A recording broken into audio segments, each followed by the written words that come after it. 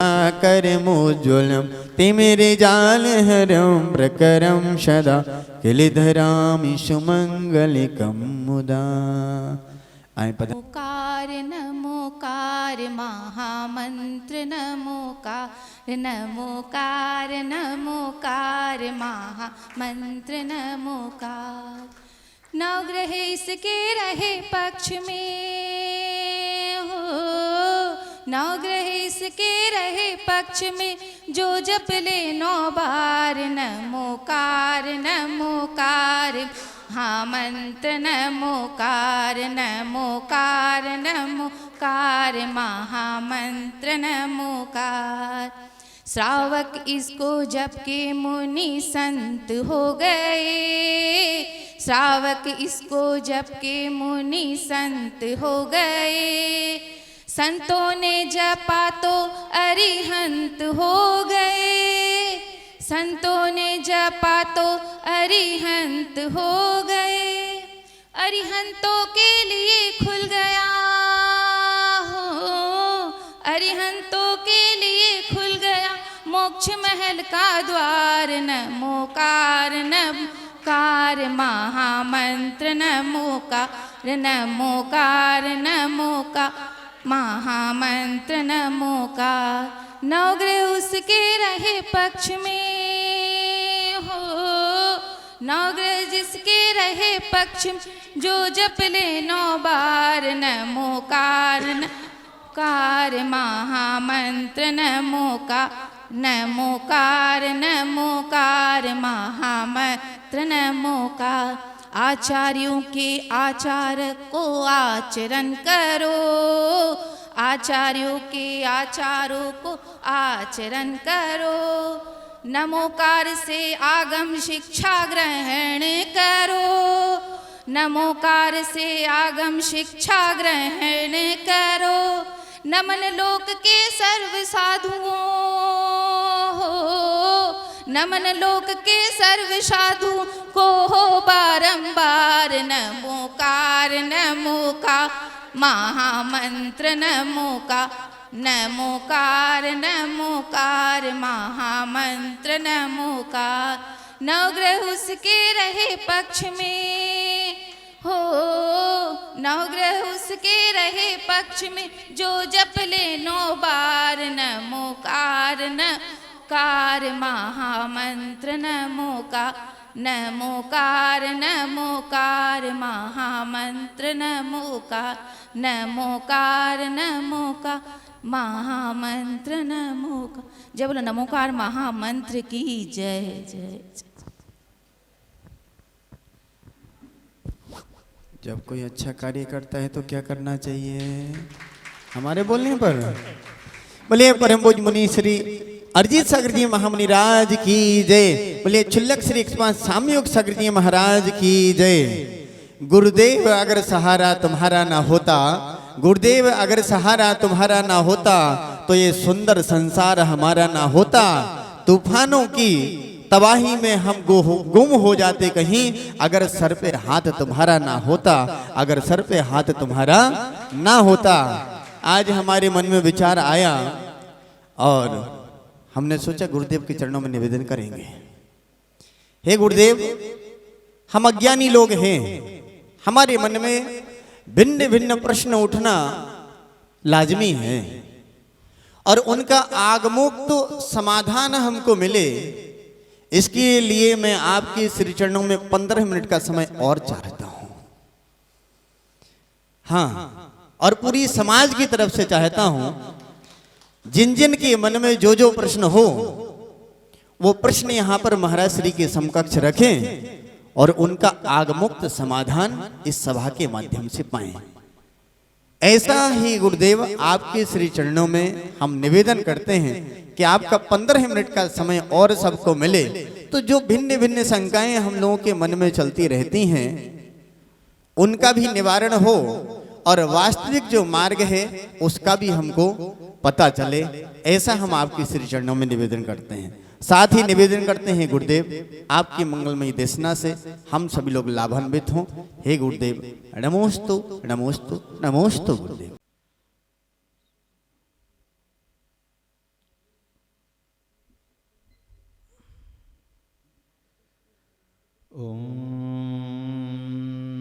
नमः सिद्धेभ्यः।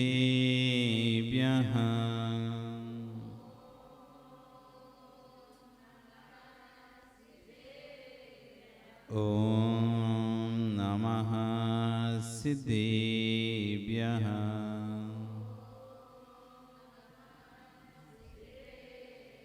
ॐ नमः सिद्धेभ्यः।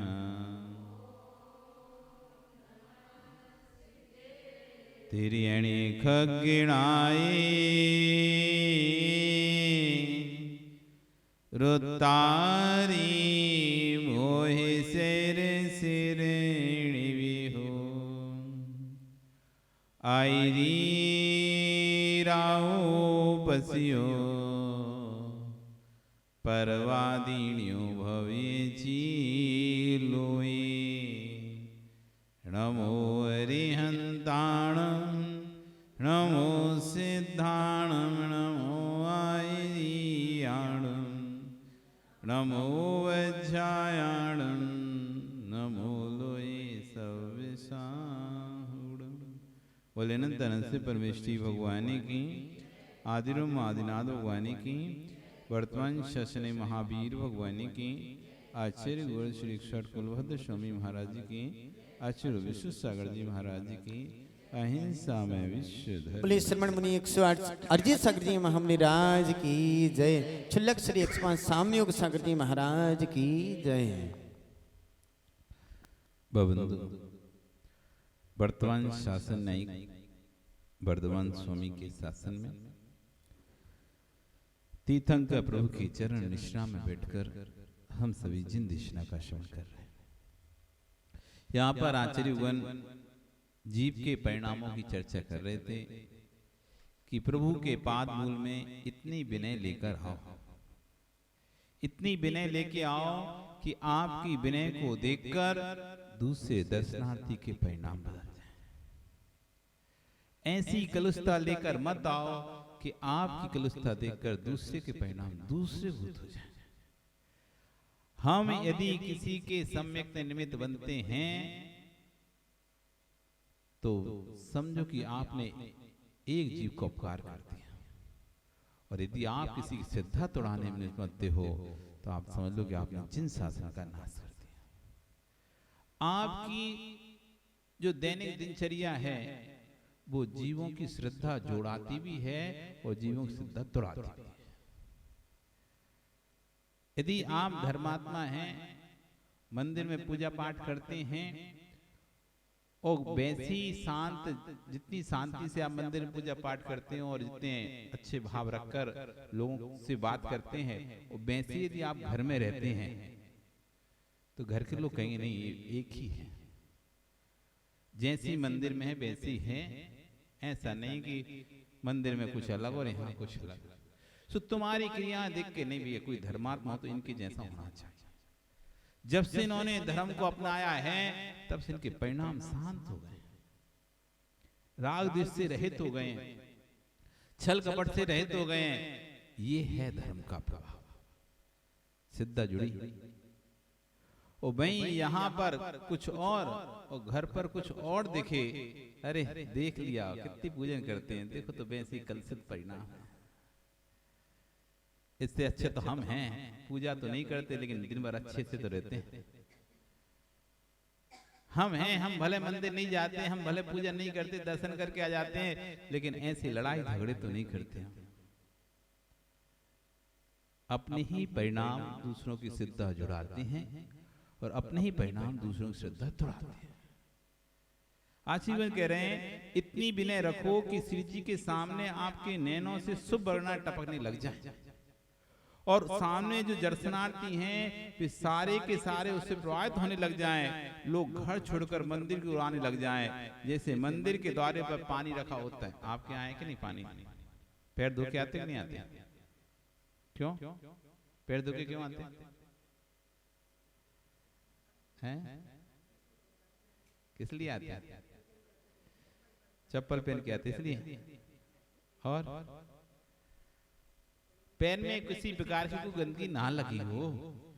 हम मंदिर में प्रवेश करने जा रहे हैं किसी प्रकार की कोई गंदगी हमारे पैरों में ना हो, पैरों को स्वच्छ करके मंदिर में प्रवेश करते हो। करते नहीं करते? आप करते हो? हम तो धोते भी हैं कमंडल से। बिना पैर धोए कभी मंदिर प्रवेश नहीं करना, नहीं तो करकुंडुक जैसे बन जाओगे। एक करकुंडुक राजा हुआ, करकुंडुक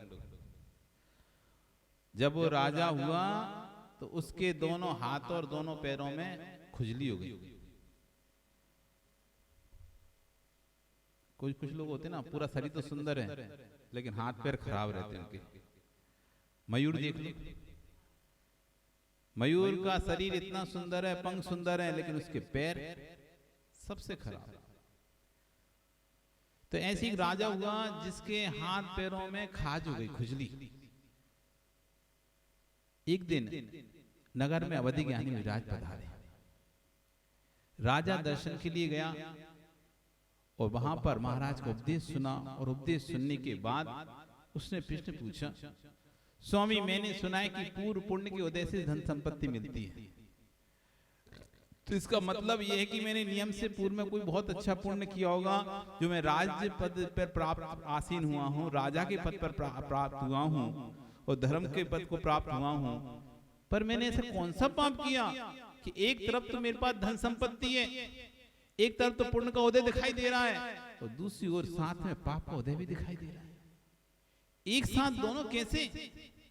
ऐसा कौन सा कार्य कर लिया कि पुण्य और पाप दोनों एक साथ दिखाई दे रहे हैं? पुण्य तो स्पष्ट दिखाई दे रहा है, राजा बनना हंसी खिल थोड़ी ना, कितना पुण्य चाहिए राजा बनने के लिए, और फिर पाप दिखाई दे, राजा होने के बाद भी हाथ पैरों में।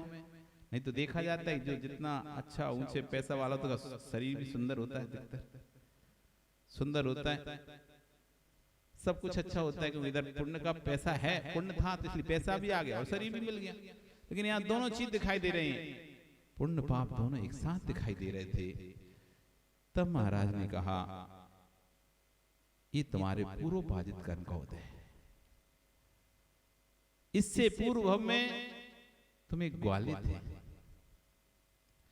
उससे पूर्व इससे पूर्व में तो एक ग्वाले थे, जंगल में गाय चरा रहे थे, तभी तुम्हें एक तालाब में एक सहस्त्र दल कमल खिला हुआ दिखाई दिया।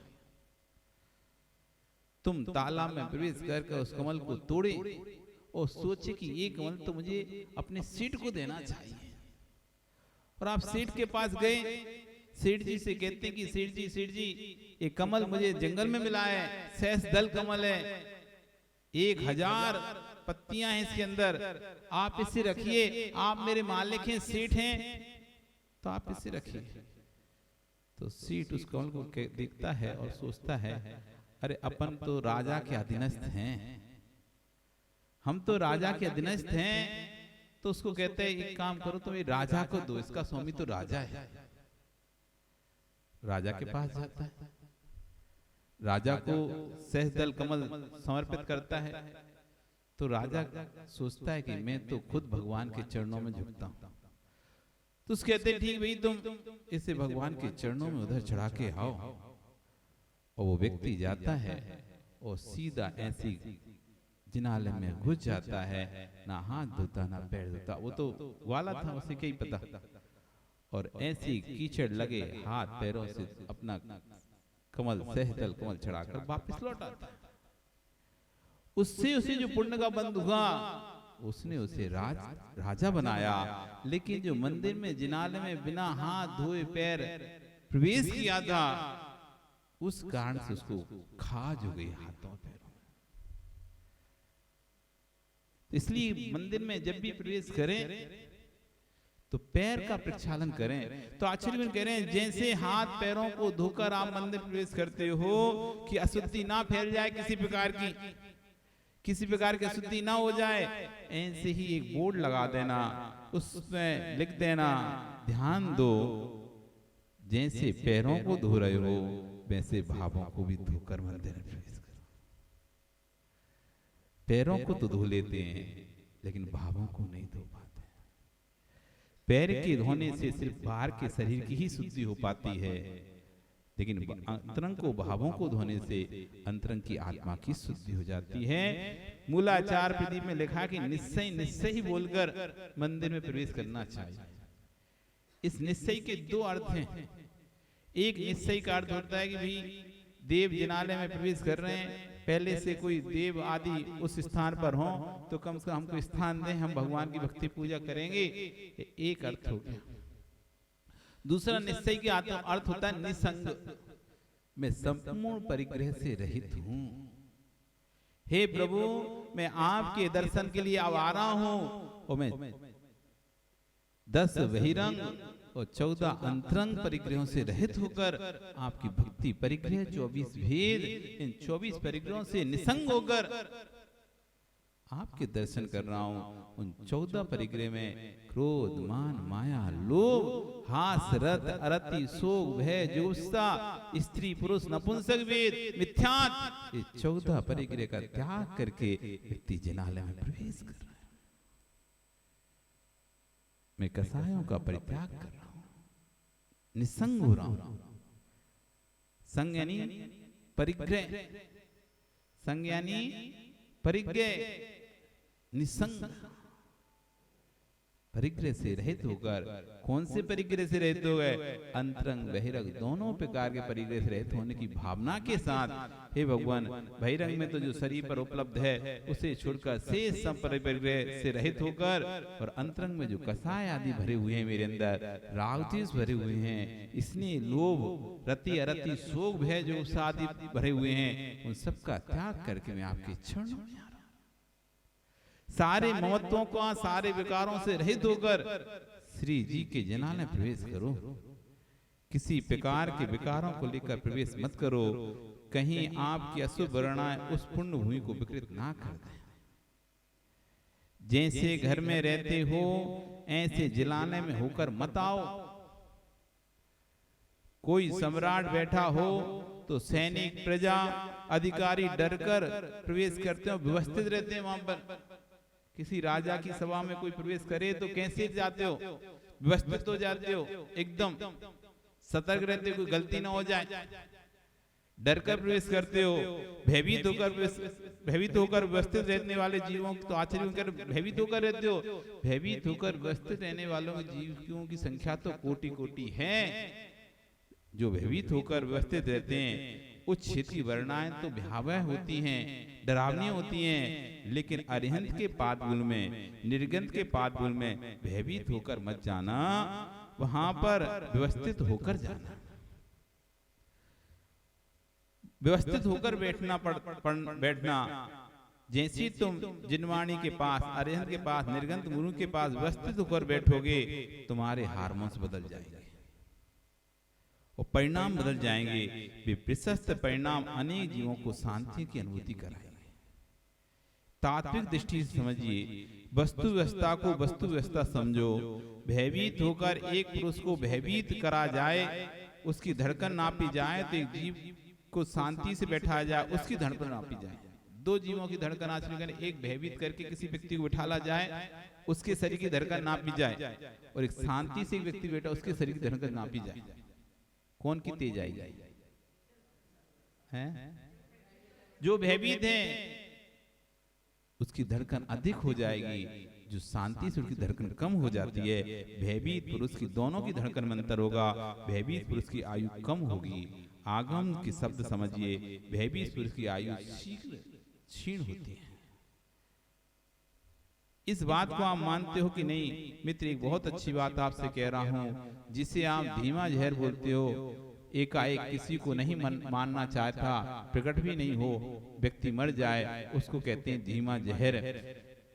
धीमा जहर देना प्रारंभ कर दिया, उसकी सीमा के अंदर बेचारा मृत्यु हो जाएगी। हिंसक और कुपरिणामी है जो हल्का जहर दे रहा है। ऐसे कुछ लोग घरों में, मंदिरों में, समाज के बीच में ऐसा वातावरण बनाकर रखते हैं कि आप लोग अपने ही बीच में ऐसा वातावरण बनाकर रखते हो कि आपसे कोई डरे। मेरे से आदमी भयभीत होकर रहे, जिससे डर रहा है, जिसने वातावरण भयभीत बनाकर रखा है, भय संक्लिष्टता है, और संक्लिष्ट परिणामों से आयु क्षीण होती है। जिनको अपनी आयु पूर्ण जीना है, वे अपनी आत्मा को संक्लिष्टता से रक्षा करें। जिन मंदिर तीर्थ भूमि में गुरु के पास जाने का उद्देश्य मात्र इतना समझिए कि संकलितता से मेरी आत्मा की रक्षा। आचार्य भगवान कह रहे हैं कि ऐसे जियो कि ना तो तुम भयभीत रहो किसी से, ना कोई तुमसे भयभीत हो, क्योंकि भयभीत करना और भयभीत होना दोनों ही आयु छीन के कारण बने। आप जब भी किसी भयभीत करोगे तो आपकी भी धड़कन बढ़ जाएगी, और जो भयभीत होगा उसकी भी धड़कन बढ़ जाएगी। ये सब भीतर के विषय समझो। यदि पूजन करते समय एक बर्तन भी जमीन पर गिर गया, उसकी हलचल से आपके मस्तिष्क प्रभावित किया कि नहीं किया, यानी जोर से आवाज का प्रयोग भी आपने किसी के साथ किया है तो उसके मस्तिष्क को तुमने विकृत किया है। किसी को आपने जोर से बोल दिया तो भी आपने उसके, जैसे डर जाते ना, कोई बर्तन गिर जाता तो व्यक्ति डरता ही नहीं, डरता अचानक कुछ हुए, ऐसे किसी से आपने जोर से बोला है तो आपने उसको भयभीत कर दिया, विकृत किया है। जैसा धीमा जहर खिलाने वाला पापी है, हिंसक है, ऐसे अपना प्रभाव दूसरे के ऊपर दिखाकर भयभीत करने वाला भी हिंसक ही है। यदि आप घर में रहते हो और ऐसा माहौल आपने बना रखा कि आपसे सब लोग घर में डरते हैं, तो डरने से आपके कारण से उनकी धड़कनें बढ़ रही हैं, भयभीत हो रहे हैं, उनकी आयु छीन हो रही है। आपने सुनो प्राइनिस दे दिया, धीमा जहर हो आपके लिए। आपको देखकर आपके कारण से उनकी दिल की धड़कन बढ़ जाती है, डर लग जाता है। जो दूसरे को भयभीत करेगा तो सम्यक रोष की संक्लिष्टता होगी, और जो भयभीत हो रहा है उसको भय से संक्लिष्टता होगी। स्वयं की आयु भी क्षीण कर रहा है और दूसरे की आयु भी क्षीण कर रहा है। ये पंचेंद्रिय मनुष्य की हिंसा का पाप उसको नियत लगेगा। देखो भैया, ये सारे के सारे विषय जो हैं बिल्कुल शांति समझने के हैं।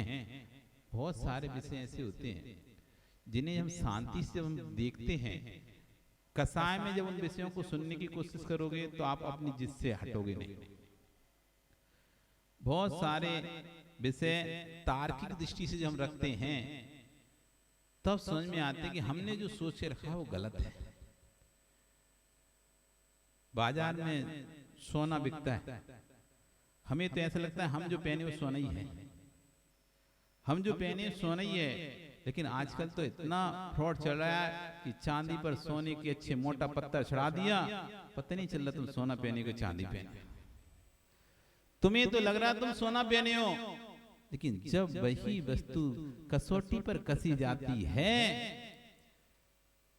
तब समझ में आता है क्या है, सोना है कि चांदी के पीतल है, क्या है। नहीं तो ऊपर से तो ऐसी लगती है सोना ही है। हम जो कह रहे हैं सही है, हमने तो पहना है, हमने खरीदा, पैसा दिया, आपको बोले हमने तो सोने के पैसे दिए, सोना ही है। आप बाजार से चूड़ी खरीद के लाए, हमने तो सोने के पैसे दिए, सोना ही है। और सामने वाला जब आप बेचने गए उसने कसौटी पे कसा, भैया कह दिया सोना नहीं है। आप उससे लड़ रहे हो, लड़ो मत। आप उससे लड़ रहे हो, ऐसे कैसे नहीं हो सकता सोना, मैंने खरीदा है, मैं इतने दिनों से पहन रहा हूं। तो भाई तुम्हारे इतने दिनों से पहनने से वस्तु सोना नहीं हो जाएगी। कसौटी पर जब हम वस्तु को कसते हैं तब वस्तु की वास्तविकता पता चलती है। ऐसी जो हमारी सोच है, हमारे विचार हैं, हमारा धर्म बाबा वाक् प्रमाणम नहीं है। हमारा धर्म बाबा वाक् प्रमाणम नहीं है। हमारा धर्म तर्कात निर्णय का धर्म है। चला आ रहा है वो नहीं चलता। यहां तो तर्क को जैन धर्म कहता है, तर्क से बात करो। कोई विषय का यदि निर्णय करना है तो आज तर्कात निर्णय, तर्क की कसौटी पर आज वस्तु को रखो, निर्णय तुरंत ही हो जाएगा। वस्तु सोना है या चांदी है, इसमें बहस मत करो। आप तो उसको कसौटी पर कस दो, सोना होगी तो सोना निकलेगी, चांदी होगी तो चांदी निकलेगी, जो किस निकलेगी। इसलिए अपनी बातों को हमेशा तर्क कसौटी पर कसते रहना चाहिए, दिखते रहना चाहिए। बहुत सारे लोग जब गहने मैंने बनवाते ना रुपये, तो एक आध गहना बीच में, जैसे उन्होंने लाखों रुपए के गहने बनवाए, खराब तो नहीं है तो बीच में एक गहना गलवा के देख लेते हैं।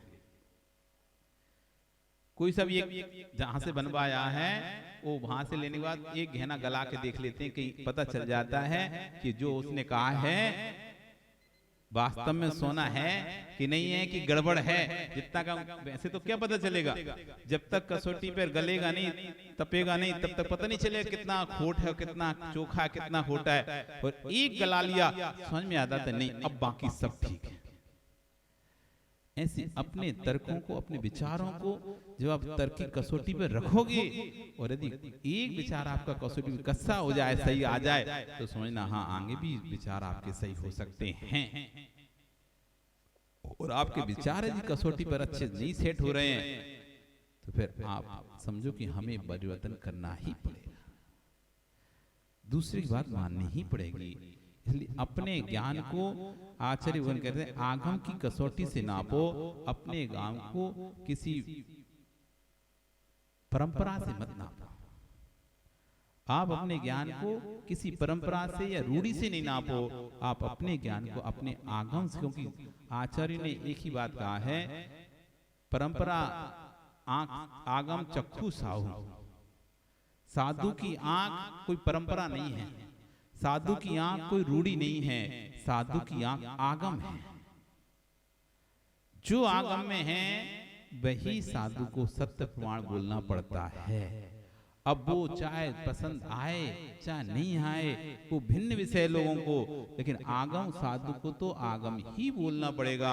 परंपरा भिन्न विषय हो सकती है, रूढ़ी भिन्न विषय हो सकती है, लेकिन आगम भिन्न विषय। और जब आगम की गद्दी पर बैठेंगे, प्राचीन गद्दी आगम की गद्दी पर बैठकर तुम आगम नहीं बोले तो तुमने आगम की चोरी कर दी, आप असत्य भाषण कर दिए। और असत्य भाषण का फल जैसे राजा बसु को मिला था ना, नरक। वो राजगद्दी पर बैठा हुआ है, राजा है, पूछा जा रहा है कि बताओ सत्य क्या है। नारद बार बार पूछ रहा है कि सत्य बोल दो, सत्य बोल दो, लेकिन नहीं, वो तो कह रहा है पर्वत ने जो कहा वही सत्य है। पर्वत ने जो कहा, जबकि वो असत्य था, पर प्रभाव में आकर, दूसरे प्रभाव में आकर सत्य को नहीं बोल पाया, तो बस उस झूठ से नरक पहुंचा, स्वर्ग में नारद। जब भी जिन जनवाणी गद्दी बैठे तो ऐसा नहीं जाके राज में रहियो, बाकी वैसी कहियो, ऊंट भी लगुआ ले गयो। वहां पर आगम ही बोलना पड़ेगा, आगम ही कहना पड़ेगा। इसलिए अपने विचारों को तर्क और सोच रखकर आचरण करें, साधना करना सीखो और अपनी संक्लिष्टता को नष्ट करो, क्योंकि संक्लिष्टता होगी तो कभी कल्याण नहीं हो पाएगा आपका। कल फिर आओ पर आ रही तो फिर चर्चा करेंगे। बोली भगवान महावीर स्वामी की। गुरुदेव कुछ निवेदन